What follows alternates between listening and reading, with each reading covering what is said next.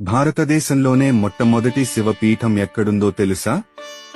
అది మన కొలనుపాకలోనే ఉంది. 4000 ఏళ్ల చరిత్రకు సజీవ సాక్ష్యం ఈ శ్రీ చండికాంబ సమేత సోమేశ్వర స్వామి దేవాలయం. ఇక్కడి స్వయంభూ సోమేశ్వర లింగం యుగాలను బట్టి బంగారం, వెండి, రాగి రూపాల్లో పూజలందుకుని నేడు శిలా రూపంలో దర్శనమిస్తోంది. జగద్గురు శ్రీ రేణుకాచార్యుల వారు ఈ లింగం నుండే ఆవిర్భవించి తిరిగి ఇందులోనే ఐక్యమయ్యారు. ఇక్కడి పంచవర్ణ ధ్వజం 5 పీఠాల ఏకత్వానికి ప్రతీక.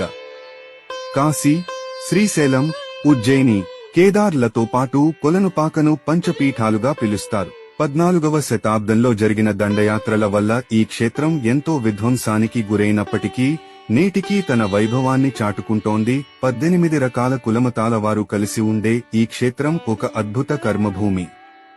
కాని ఒక చేదు నిజం. నేడు ఈ ప్రథమ పీఠం అభివృద్ధి లేక శిథిలావస్థకు చేరుతోంది. మన నిర్లక్ష్యం వల్ల ఈ అద్భుత కట్టడం కనుమరుగయ్యే ప్రమాదం ఉంది.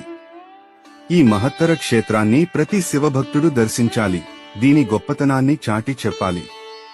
కొలనుపాకకు పూర్వ వైభవం తేవడానికి ఈ వీడియోను షేర్ చేయండి.